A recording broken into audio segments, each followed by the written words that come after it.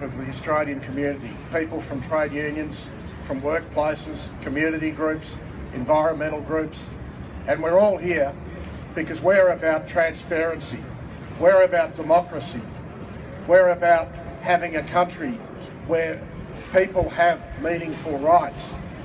We're here because we will not accept a situation where agreements that affect our living standards, our environment, our fundamental human rights are negotiated behind closed doors and shown only to a few selected corporate heavyweights. That's not the Australian way, that's not the democratic way. Now, our union and other unions in construction and manufacturing and many other sectors have been very active around the question of the China Free Trade Agreement. And I just want to focus on that China Free Trade Agreement for a minute. We've been attacked, of all people, by Tony Abbott and Andrew Robb as racist and xenophobic. So the people that brought you fear and loathing against asylum seekers have got the gall to attack the trade union movement for xenophobia. Our union and the trade union movement represents workers from every country under the sun, and we're proud of it. But we don't believe in a situation where workers are brought to our country and put at the beck and call of corporations and employers. If they stand up for their safety, if they argue for better wages and conditions, if they dare to join a union, they're sent back to the country they came from. That is the reality that exists even under the existing temporary migration arrangements. But under the China Free Trade Agreement, we've got a situation, as you've heard from Pat Ranald, where a company that invests a substantial amount in any project over $150 million can bring their own workforce without labour market testing. And that is a dagger in the heart of employment rights, of job security, of wages and conditions for workers in the Australian construction industry and many other industries. It's not a coincidence that on the eve of the signing of this agreement, one of China's biggest construction companies bought John Holland's, Australia's biggest construction company. What do you think that's about? Ask yourself, what's going on in this country?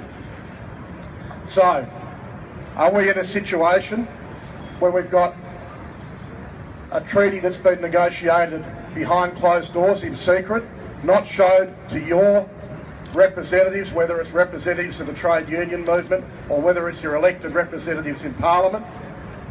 Is it a situation where we've got a fait accompli, where we can't do anything about it? No, it's not. Because there are laws that will need to be passed by the Parliament to make this agreement work. Laws around labour market testing, laws around a whole range of matters. And we call on Labor to say clearly, enough is enough, and we will not support laws which enact the China Free Trade Agreement. We will never support those laws. That's the stand that needs to be made. I just want to round up on one thing. We've got a situation in this country already. Only a few months ago, earlier this year, we had a situation just south of Sydney at Bomaderry where our union discovered 26 workers working on a Manildra project.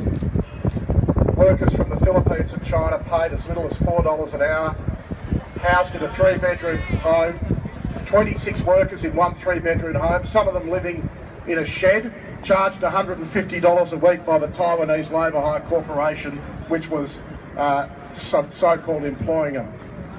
And as soon as the union tumbled them, they tried to send them back home to the Philippines and to China.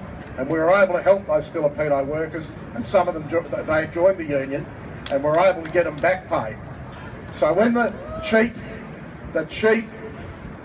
taunts about xenophobia come from this rotten government, just remember who it is that stands up for workers, whether they're from China, whether they're from Australia, whether they're from the Philippines, whether they're from the UK. It's the Australian trade union movement that stands up for those workers, and we remain determined to stand up for workers wherever they're from, for their rights, and we will not give away hard-won industrial, political and civil rights in this country in the interests of a narrow group of greedy corporations and the political prostitutes who are enacting these laws for them. Thank you. Yeah!